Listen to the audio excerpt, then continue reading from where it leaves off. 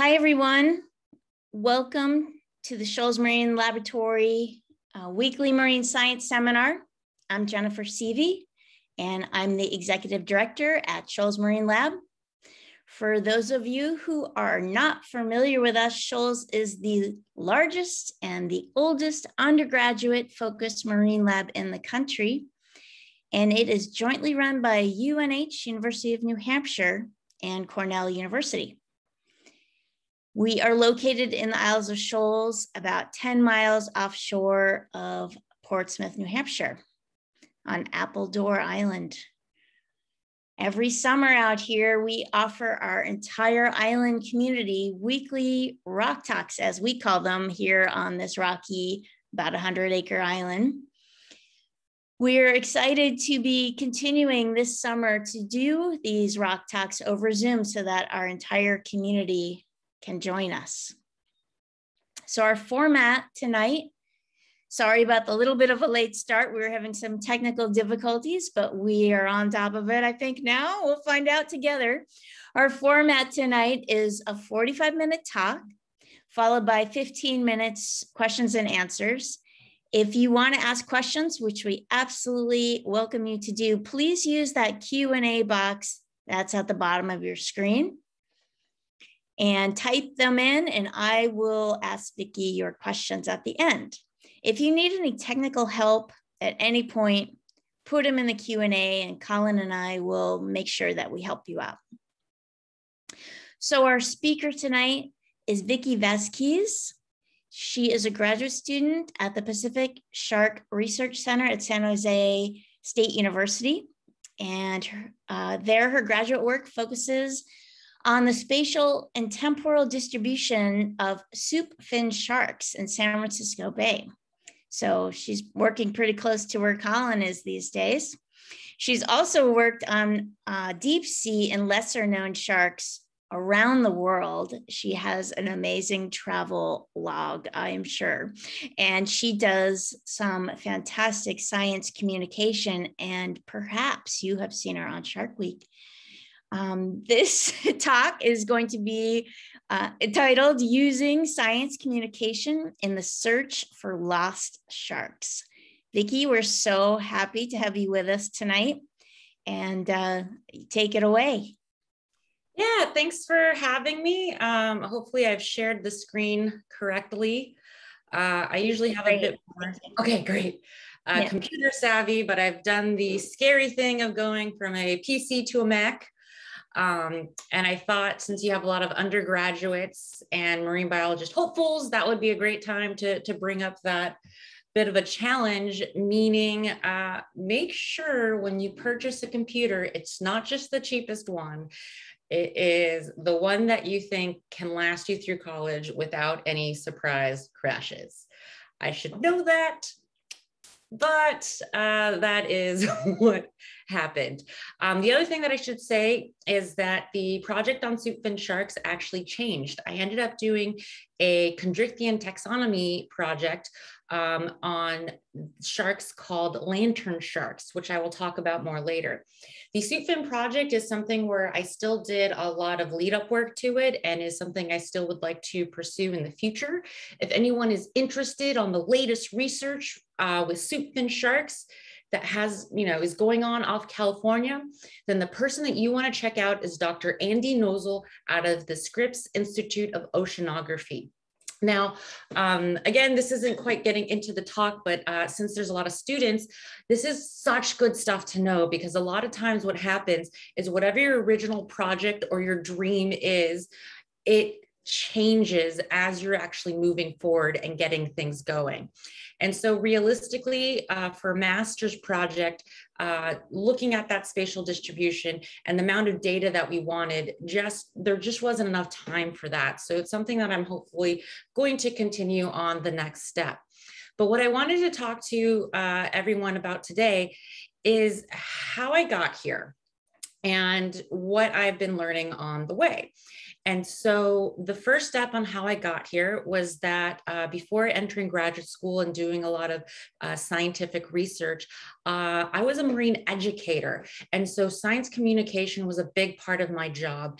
And I was coming into a time where social media was just getting started. So it's kind of neat because at those moments, the impact that a tool like this could have is something that people weren't really aware of. And I love it so much because even though I'm on the coast, Shoals Marine Labs, is coastal, has, surrounded by water.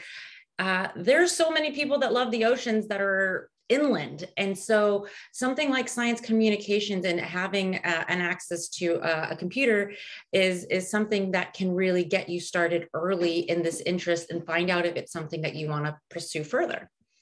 So what I'm studying are cartilaginous fish. They are also called chondrichthyans. What most people are used to are bony fish. So these are the ones that have hard skeletons just like us. A couple other things that make these sharks special, and you might notice that I say that I might call them all sharks.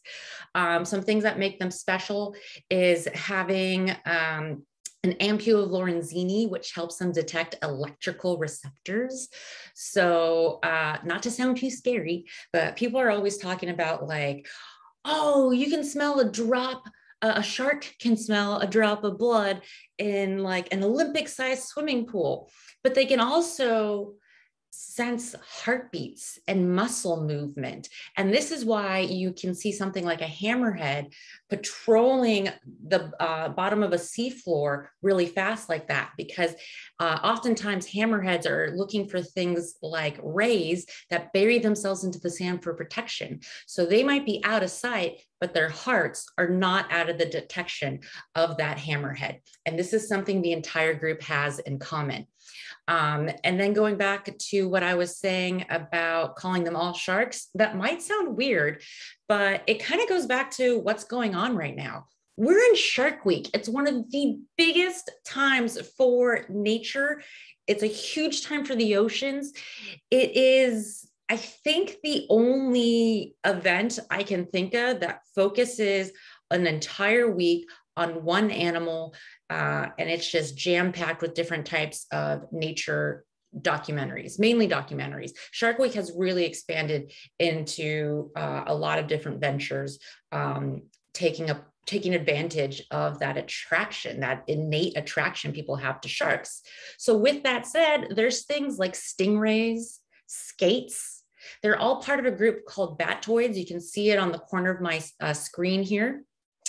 And those animals are very similar to sharks. They just don't really use the same words. So in social media, to get these types of animals more attention, you will see scientists on social media often call them flat sharks, because that's basically what they are. If you were looking at one, the way to tell the difference between a batoid and literally a shark species like angel sharks, which again, you can see on the screen, that also have flattened bodies, the difference is the placement of the gills. So whereas the angel shark will have the gills on the sides of the neck, the batoids have them on the bottom.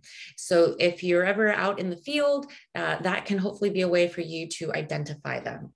The other group that is a cartilaginous fish, but not a true shark, are the ghost sharks, also called chimeras. Fascinating creatures on their own. Really cool just to call them chimeras, because out of this entire group, they're the only ones that don't have multiple gill slits. They just have these singular gill plates on each side of their bodies. Now, with that said, though, ghost shark, especially around Halloween, that is way too fun to ignore. So you can see how, again, using social media and different tools in science communication can help take that platform that already exists for sharks and widen it out to other species that are suffering from a critical risk to extinction. So why should we care? I kind of already got into that, this intense risk to extinction, but here's some numbers. And this is from 2014, which means the numbers have already changed. But at that time, we're talking about a huge expanse of work done by many shark scientists. And they were able to look at nearly 1,000, a little over 1,000 species of all chondrichthyans. And they found that 25% of them are threatened with extinction. And you might think, okay, 25% is bad, but maybe it's not that bad. Keep in mind, if you keep looking down on the stats that you see here, nearly 50% are data deficient. So we can't even say if they're doing well or not well. At this point, science has no clue. And where the statistics stand at this time with the 2014 paper, this is already the highest for any vertebrate animal. So any animal you can think of with a backbone, that's anything from a lion to Nemo, the fish from Finding Nemo. Out of all these different types of animals, birds, dinosaurs, well, dinosaurs are extinct, but you get what I'm saying. Huge range of different types of animals that all just have backbones. And it is the sharks and their relatives that are facing the biggest threats to extinction. So this is an incredibly important paper. And then the button I pressed took us to the next slide. There we go. All right, so here's putting some of that into perspective and how I ended up in my fascination and obsession with sharks, started to really hone in on these lesser known species. As you can see on this map, there are many hotspots around the world for sharks. The circles that you see on this slide give you a better sense of the area that's being included in the numbers. So you can see the West Indian Ocean, that's the largest circle you're looking at, whereas places like Australia and Taiwan are understandably much smaller circles, yet they are still exploding with many different types of species. Now, it caught my attention and how I really started to get into these lesser known species, especially the deep sea species, and it turned my attention away from San Francisco Bay. That was the question marks that you're looking at on your screen right now. I wanted to know, what is up with that? What does that mean? Why is it a question mark? I mean, there's all these other places in the map that just don't have anything on them, which seems perfectly fine. Why go out of your way to put a question mark? And so that is how I learned about some of the species rates of discovery. So you can see here, it might look like an intense graph, but a good thing, this is a lecture to a marine lab, so you might be like me and just love graphs. But what I want you to notice is just how we're not done discovering new species. You would think that the biggest rates of discovery per decade would be further along. As you can see from this slide, we started discovering cartilaginous fish back in 1750.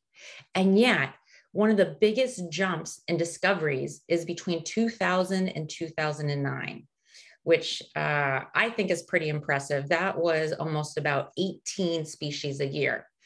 And you might be wondering, why is that? And what I think is really interesting is that this is not a reflection of specifically somebody just naturally running into these sharks. This is a reflection of people having the funding and the resources to actually get this work done. So again, you can imagine how important science communication can be in reaching a wider audience and making sure that people who can support this work, perhaps financially, know these issues and know that what might be lacking in the discovery of a new shark is simply the funding to do so. Now, on top of that, marine technology has been increasing our access to the deep sea. And on top of all of that are tons of people like who might be listening today who are thinking about being a marine biologist. And that is such a vague theme nowadays, such a vague field. And as you're wondering, what habitats would you want to focus on? What types of species? There's just so many potential marine biologists out there that may not even be aware that this field is waiting for them. And there's plenty of work to be done. I almost said pluns, which is like plenty and tons together. So just pretend I didn't do that. Okay. So the other thing I wanted to point out is the top 3 species genera. So genus is the group right before species. So Carcharodon, these tend to be the what we call requiem sharks. These are like what you think of when you think of a shark. And this makes sense because they are predominantly coastal species. So as we interact with the oceans, these are the types of sharks we see more often. However, the next 2 groups, Etmopterus and Apersturus, these species are deep sea sharks. So a lot of times, the reason that their numbers are still going up and up and up is because we're still finding more of them, like every year. Whereas when it comes to the coastal species, we've figured out most of them. So that number isn't really changing. Now, with that said, the numbers that you see here are old, and you might be wondering, why didn't I update them? It's not because I'm lazy. It's actually because a new book has just come out called Sharks of the World. And for any marine biologist or person obsessed with sharks, if you want to know exactly how many sharks are in the world and what they look like, this book will tell you. Full disclosure, the person who wrote the book was also my professor from my master's program at the Pacific Shark Research Center. But the book is why I became part of that lab. It was my main interest, because the book that you see here is actually a new edition, meaning every couple years they have to revise the book because of new animals that have been discovered. The other reason why I really like the book, and again, I can't help but play it because I just naturally really like it. But one problem that scientists have a lot of times, especially with species that we know so little about, is knowing what they look like. So every single shark that's in this book has its own illustration. And this is incredibly important because a shark that we don't see a lot could just be because we don't, as a general public, know what it looks like. So the next time that you're in a fish market that happens to have sharks, I know that sounds sad for a lot of us, but it might also be an opportunity to find a new species of shark. So it of course helps to know what they look like if you even want to get that chance. So you might notice a couple of times here the bit of Portuguese. This again goes back to my PC and Mac problems. This again goes back to a really great example for students, not just going for the cheapest computer, which I know is really, really hard to do. Something really simple like just deleting extra text was actually really hard in the transition from PC to Mac. So again, not exactly the full point of our lecture, but I know that there's students and people out there that just soak in all the information and tips that they can get. So that's why I want to go through the whole story. Now, when it comes to these lost sharks, this is a clip from a previous article written by NBC. And the reason I like to share it is because many of you might be able to identify the shark in this picture. That shark is a hammerhead. I'm going to just pretend you shouted it out. So it is not the best example of a lesser known species, even though the concept got recognition by NBC. So here you have a different article, and what you're seeing here is a lost shark. Something that for many of you is probably very bizarre and otherworldly looking, because we just in general, the general public, we just don't get access to the true diversity that is in the group of sharks. Here's another one. So just to give you an idea what you're looking at, the first one with the BBC article, that is a type of ghost shark. So these are, again, the chimeras, the ones that have a single gill plate. And then on the other side of your screen, this is a rough shark. So it's really cool because they're kind of like shaped like footballs. They're very, very bizarre looking and really cool. And yet a shark that a lot of people may not be aware of simply because it's so hard for people in general to even get to the deep sea to know that this thing existed in the first place.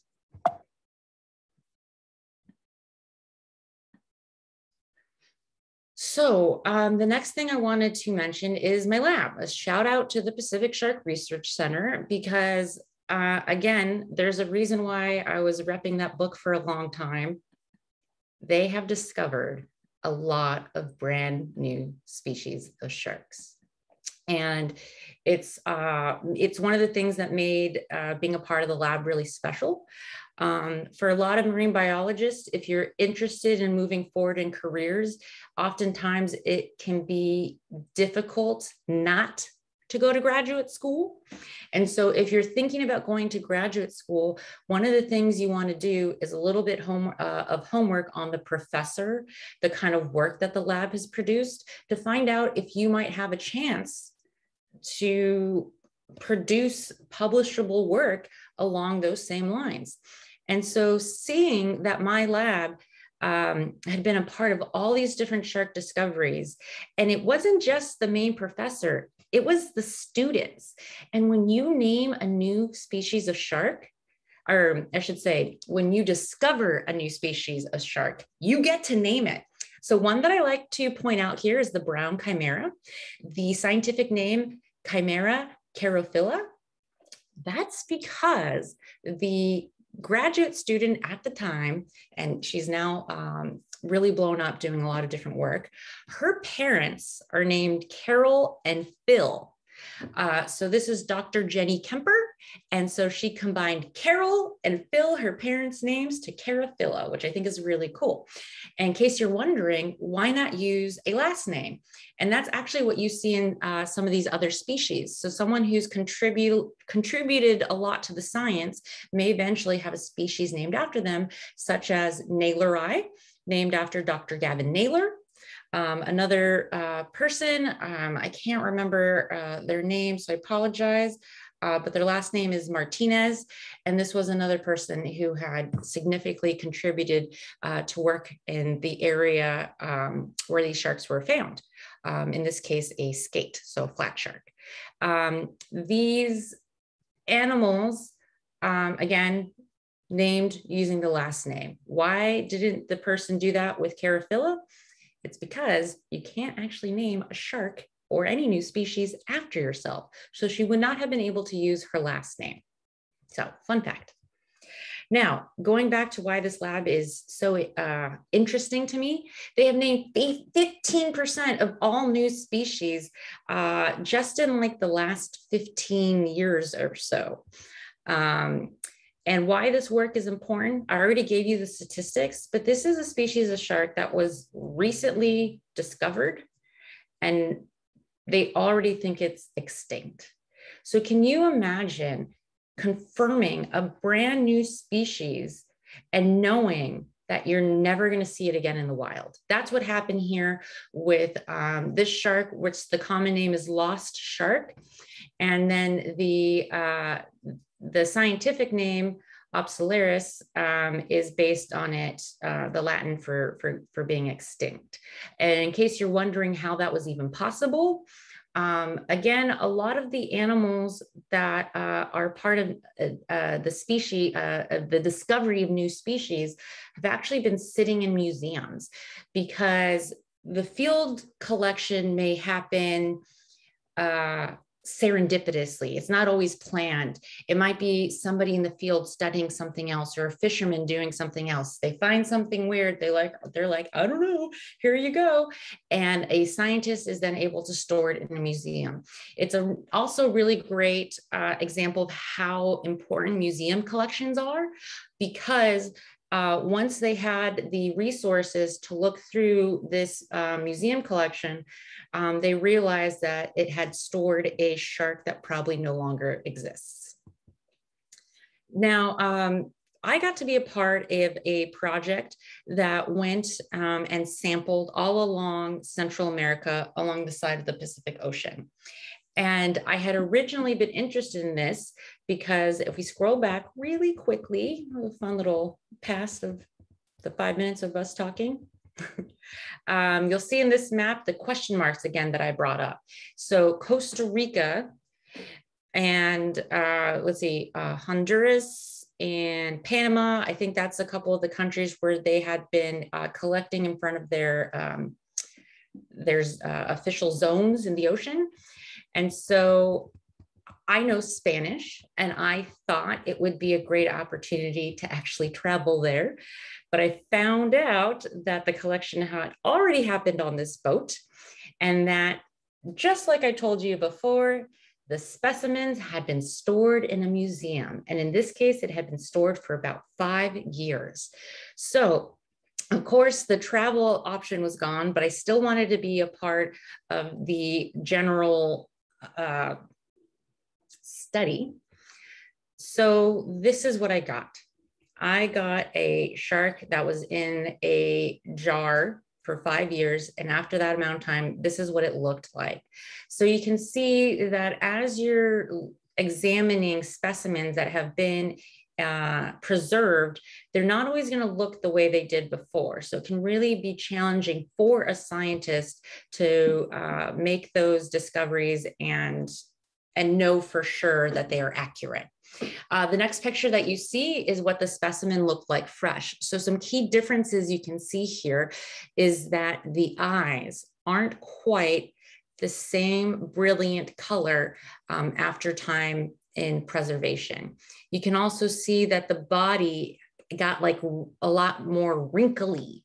So these are all things that are called artifacts of preservation.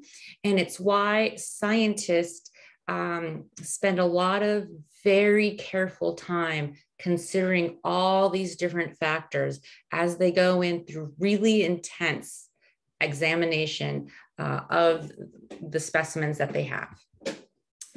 Here's just a brief idea of what some of those methods are like. You're making a lot of very, very small measurements to try and decide if what you're looking at is maybe just different because individuals from the same species are different, or if there is actually some sort of way to prove that there is no way that one animal and another animal could actually be of the same species. Some of the images that you see here are from a previous student of my same lab, somebody named Paul J. Clerkin, who you can also find on Shark Week. He's been in a lot of previous years, specifically with the ongoing show called Alien Sharks. Now, when it came to the work that I got to be a part of, basically what it was like was just looking at this random animal that was like dropped into my lap from who knows where. That's kind of how it felt. I just told you where it's from, Central America. But now what I want to do is just kind of give you the idea of what that experience is like. And so what you can see is I knew that I had a type of shark called a dogfish. What's great is being to look at some very basic characteristics, which is what taxonomy helps you do. It categorizes animals with a lot of especially visual characteristics that you can use to just piece together your story a lot better. And so based on those facts, I knew that I had a shark in this order. I just want to point out this order is also the rough shark. This side picture might be able to give you a better idea of that football-like shape that it has. And the other thing that I wanted to mention is what made the shark unique. This shark had 2 dorsal fins. You can see right here, this shark here in the kite fins do not. This shark had spines along each one of its dorsal fins, also not a characteristic of all these sharks. But what was the most unique was that it could glow in the dark, which meant I knew I had a species of lantern shark. And there's actually a huge family of these, and that family is called Ebmopteridae. Now, within this group, as you can see, there had been at this point 51 species. And keep in mind, I mentioned this before, new species are discovered nearly annually. So what makes this group unique is the top teeth and the bottom teeth can look very different. This is specifically a picture of the dentition from the shark that we had found. You can see that the top teeth have more of this trident-like shape to it, and the bottom teeth are a lot more square-like. Sharks tend to have different teeth, and the most basic way you can explain this, even if the difference isn't as incredibly obvious as you see here, the basic idea is having a fork and knife. So something that helps you first grab onto the prey, and then something that can then help you cut into the prey. Now, this isn't something that all sharks need. It always depends on what their diet is, because not all sharks may necessarily be tearing chunks out of their prey. They might swallow it whole for the most part, or their prey might have a very hard shell, and so they have teeth that are perfect for slamming and crushing those really hard shells. So again, here's just a very simple black and white drawing of this unique dentition. And I misspoke before. What I meant to say is that that dentition that you saw was for the genus Ebmopterus, also called lantern sharks, not the family, because if you look at all the teeth from all the family lantern sharks, they actually have pretty similar looking top and bottom teeth. It's actually only in the Ebmopterus genus where you see this unique top and bottom dentition. So these are all these really interesting cues that can help you when you're out in the field to make some very simple ways to narrow down the potentially very weird and mysterious shark you're looking for. Now, even though I'm giving you a lot of examples specifically for sharks, this is actually something in general that marine biologists will use for whatever species they're looking at when they're trying to identify them more closely. Now, going back to the lantern sharks, this is some of the smallest sharks in the world. This first picture, you're looking at a full-grown shark who has barely made it to a size bigger than a pencil. This one you can see fits in the palm of your hand. And the other thing that makes lantern sharks so cool, as is implied in their name, is that ability to glow in the dark. So they are able to use photophores that are along their bodies. Oftentimes, these photophores can be visible because they create these black patches. I'll talk more about that in a second. But I wanted you to see in general how that glow can look. So you can see the pictures on one side of your screen, or if 2 sharks, you're looking underneath them. So that is why it looks like they're frowning at you. The 2 holes in the top are not their eyeballs. You're actually looking at their nostrils. And the other thing that's very unique about these sharks is their spines. And what you're seeing here is actually 2 different methods of defense. Very weird, because you might be thinking, how would glowing in the dark defend you? That seems like it would make you very flashy. What science believes at this point is that part of that glowing is a strategy similar to an invisibility cloak. So it is essentially shining away their silhouettes. Super weird, super cool. But that is why it's considered a defense. It is camouflage so that predators can't see them. So just like the spines are a help against predators, this is a very obvious pointy defense. Now, again, just going back to that map that I showed you before, and a reminder that the shark that I was looking at was very interesting because there had been no species really discovered along the coast of Central America on the Pacific Ocean side. But what's different about this map is now you're not just looking at hotspots. It looks really similar to the hotspots, which shouldn't be a surprise because, of course, a lot of these sharks live in shark hotspots. So here what you're looking at is hotspots for different species of lantern sharks.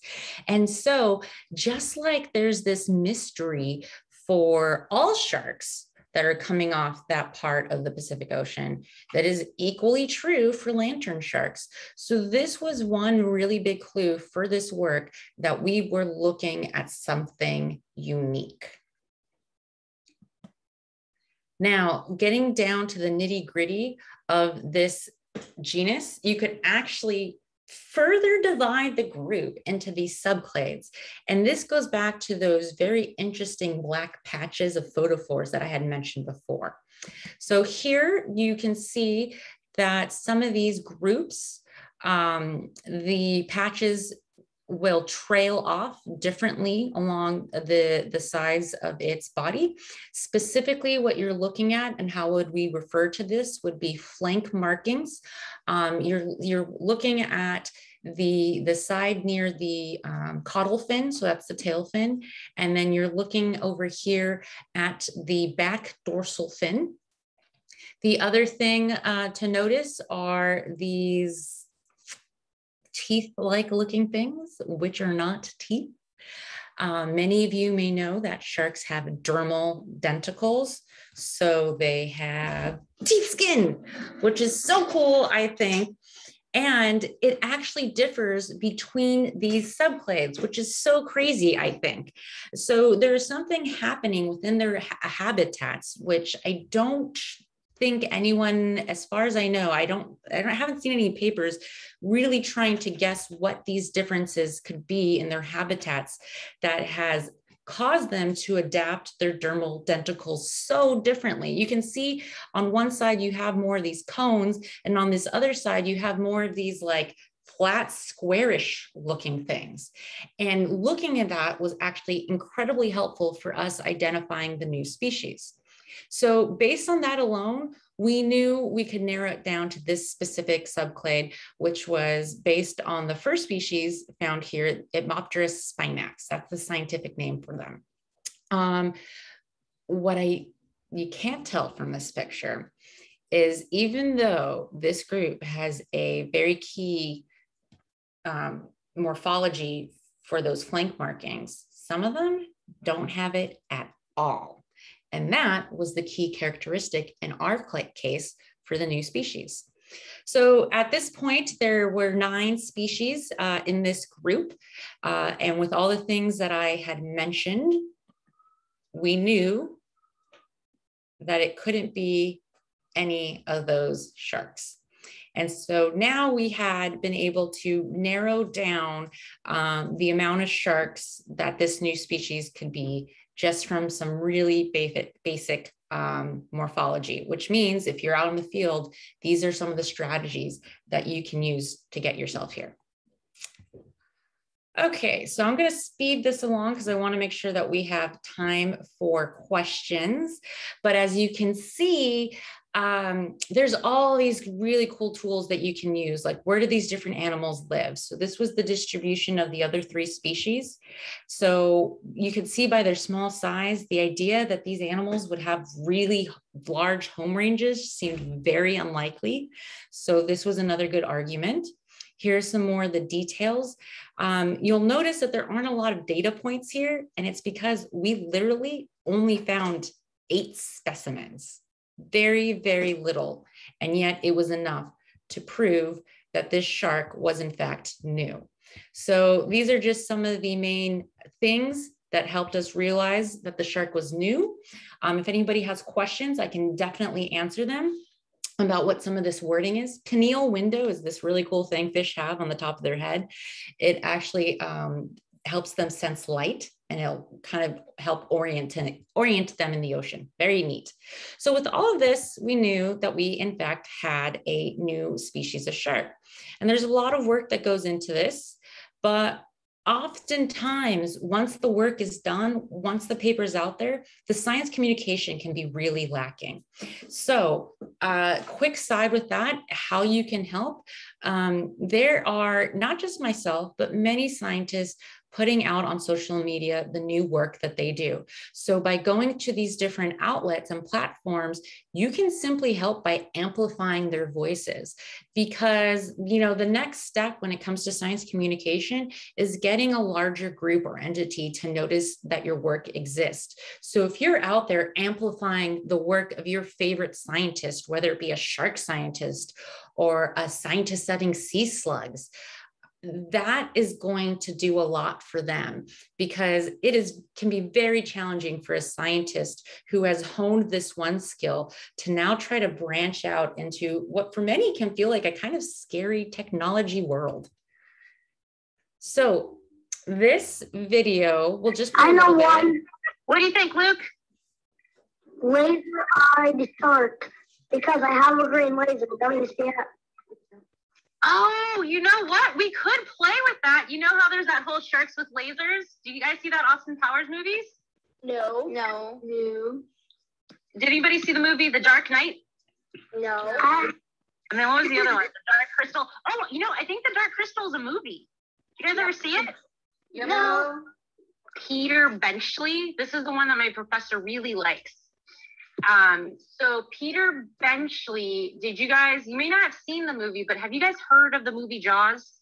Yeah. We love that. Angelina has the original book signed by Peter Benchley when she was a baby. No way! You did? Look.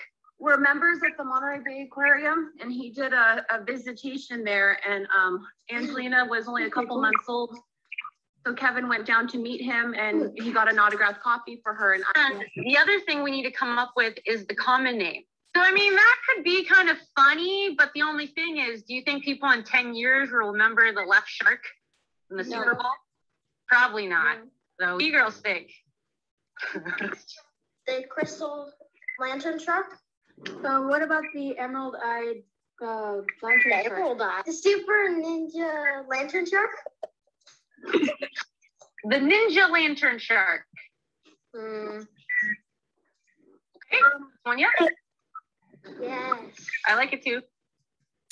So what you're looking at there was not only I branched out into social media, but I also did it with my little cousins. And we wanted to make sure that this shark had attention, and we thought we could do that with its name. We even got some high school kids into the campaign for naming it as the common name, the ninja lantern shark. The scientific name was after Peter Benchley. The reason I show that video is because I love the fact that my little cousins had no idea what I was talking about with so many different types of movies. And yet the movie that I definitely thought they were too young to see, they all knew about it. They all knew about Jaws. So these are all the different strategies of just finding ways to engage people and meet at their same level of just innate passion with something, and then bring it into the thing that you're actually hoping to then engage them with, like a deep sea, teeny tiny shark. So this is Peter Benchley, for those of you that are not familiar. We partly named this because he was so devastated by the negative impact that the movie had on sharks that he spent the rest of his life and career helping to protect sharks. And he did this in part with something called the Peter Benchley Awards to recognize different scientists. And in this picture is his wife, Wendy Benchley, in the purple coral blazer. And then in the blue blazer is Dr. Sylvia Earle, who many might know as essentially a huge figure in the ocean world. Unfortunately, she's not as big as Jacques Cousteau. And the only reason I say unfortunately is because oftentimes I will explain her as the female version of Jacques Cousteau. And just like using the term Jaws, it's just something, again, to bring you to common ground again with somebody else who may not be as obsessed with the ocean and the different figures in that field. So it was another funny thing we did. So, you know, the poster for Jaws, we switched it for the Epmopterus benchley. The names you see here are obviously not actors. This is myself and my co-authors. This is something that I did as a student. So I was incredibly lucky to have the chance to be the first author, along with these two experts, longtime experts in identifying new species. So this video here is just showing you, there we go, mute the video. But what I just want to show you is how successful that was. All this attention for this shark based on a few pictures that honestly weren't that great, but people really fell in love with the name. So we were so excited that not only were we able to bring attention to that specific species, but get more people to know that there's glowing sharks in the world, which I was just so surprised to see that not a lot of people knew that. I thought everyone would know that. We got really creative. So not that I'm trying to be a proponent of drinking alcohol, especially if you're not old enough, but what I wanted to do here in showing you that a brewery came up with the Ninja Lantern Shark beer is because we were able to reach many different audiences. Sometimes it's easier to go into a school because teachers are so supportive of bringing in people from different fields that students might be interested in. It's a little bit harder to maybe get somebody who is just looking for a way to relax at the end of a work day to learn a little bit about something. And so this was one strategy we used for that. We even did fundraisers online. This work led to me going to Shark Week. The episode was called Stranger Fins. We were part of the first expedition, first successful expedition to tag a goblin shark, which is what you see here. There were so many bizarre looking sharks in Tokyo Bay.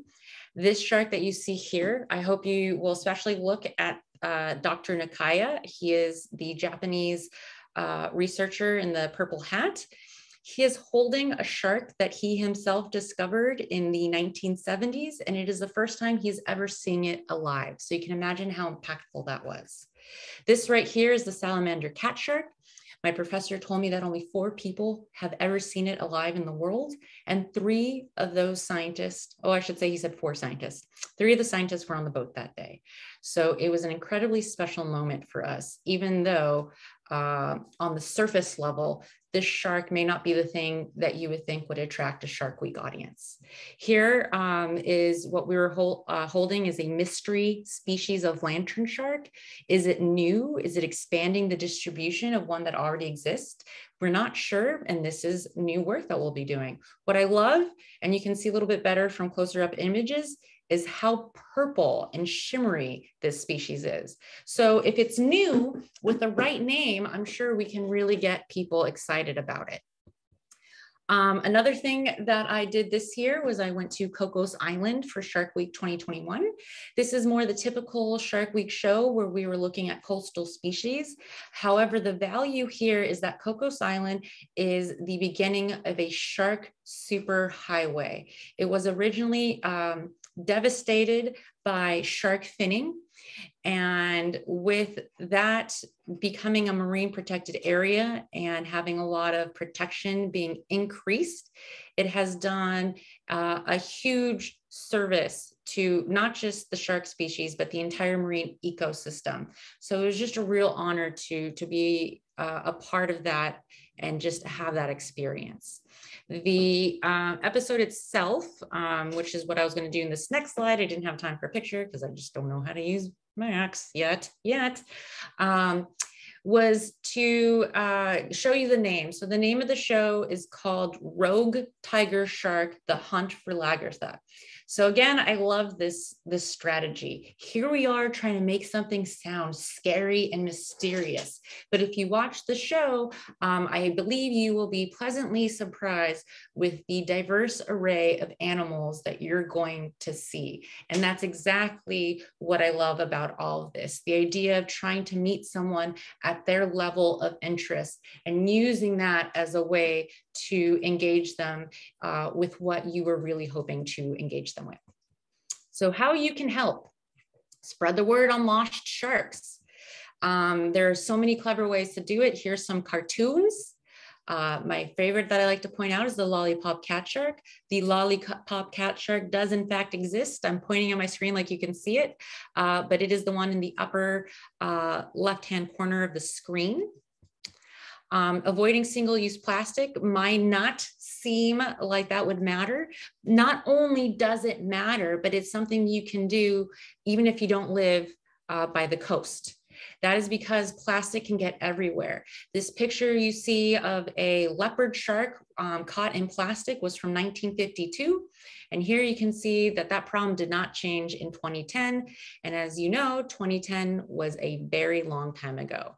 So the problem isn't getting better, these problems are getting worse.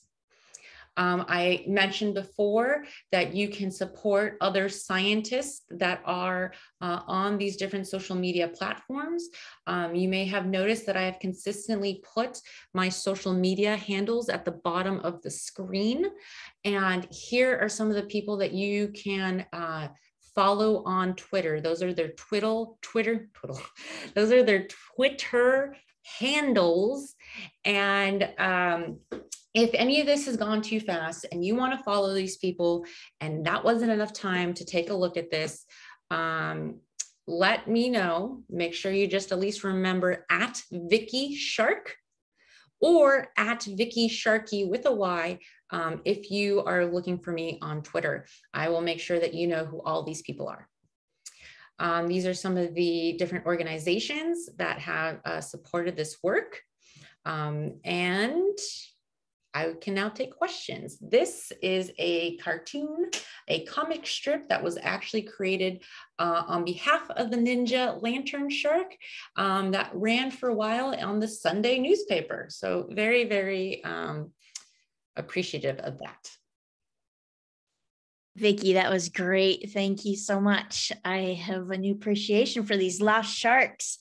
In New England, we hear a lot about white sharks because they are increasing and they are expanding. In fact, we had a team of divers in the water all day today, putting in some acoustic equipment that's listening for tag sharks, especially white sharks, some blue sharks, a handful of other species.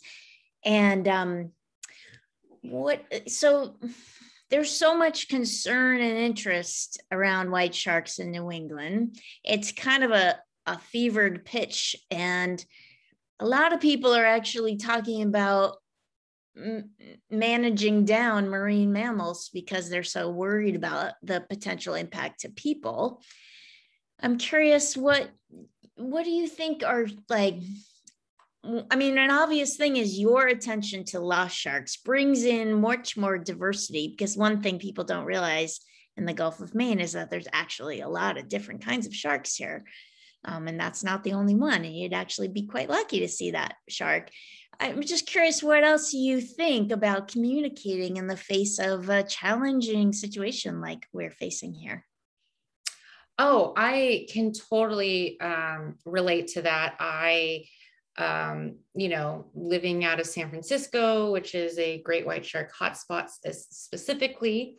And recently there have become so many sightings along the coast of Santa Cruz that now that is just a regular place for them as well, which is incredibly popular spot for surfers. So the most important thing I think is just being understanding that people are going to have a fear of this, and that people are going to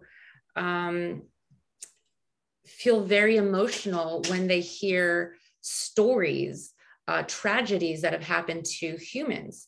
And so one of the reasons that this science communication work is so important is because there have been presenters I've seen at different marine biology conferences showing that data and numbers alone just don't work for people. They need the bigger picture. And the idea of something like a tragedy with sharks is so visceral for everyone. That idea comes right into most people's brains without them even wanting it.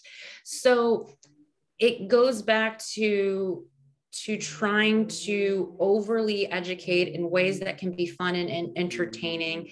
I think it's great the amount of marine education that you do, because especially getting it to younger audiences, whether or not they become marine biologists, I think is one of the big things that it works so well. I don't think we all the time as educators realize it, because when you're dealing with an adult, as people get older, it's just so much harder to change someone's mind. But if someone is starting with those really foundational building blocks of what an ecosystem is like, why, if you think there's too many sharks, the answer isn't necessarily to try to take away their prey. So I don't know if you're familiar with the Kill a Ray, Save the Bay campaign from Chesapeake Bay that was going. Not. It sounds great.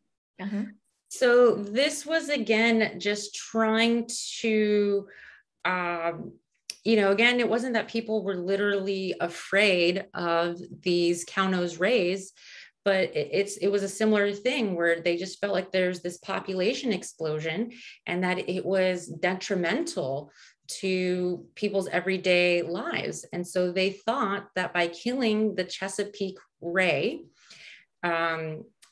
which was the common name for the area, again, it's also cow-nosed ray, that they would be helping the scalloped fishermen. So basically they were thinking that all the shellfish in the area was being overly consumed by this animal that eats shellfish. But if with a better understanding of ecosystems, the fact that these animals naturally go in these really big schools, people would have understood that the problem was much more complicated than that. And that visual, simple answer wasn't actually going to solve the problem. A lot of times with shark explosions, people think that the solution is to cull the sharks, to kill them. And there's actually a lot of data, especially, I believe it's about 20 years in Hawaii where they did work like that. And the amount of shark attacks on humans, the statistics never changed. So kind of a long answer, but basically, if you know what people are trying to get at with their concern, a mix of good education and using the right facts can hopefully help them realize that their instinctive, like, we should do this, isn't actually going to produce the outcome that they want. Yeah, that's great. Thank you so much for your presentation tonight. In fact, in light of the fact that it's 8:30, I'm going to close it out. Thank you for answering that question. We have recorded this talk along with all the rest of our talks, and it'll be on the Shoals live stream page on our website, shoalsmarinelaboratory.org. Please feel free to share this with your family or friends, this important information about the lost sharks. So our next Rock Talk will be July 22nd, next Thursday, same time, 7:30, where Dr. Loretta Robertson, who is an associate scientist at the Marine Biological Lab in Woods Hole, is going to talk to us about New England coral conservation. So a lot of people don't know there's actually coral in New England, and she will be specifically talking about how her and her colleagues look at how these coral can withstand the warm summer temperature and freezing winter temperature. So what is up with that? That will be a really interesting kind of maybe the lost coral, right? Yeah, I want to watch it.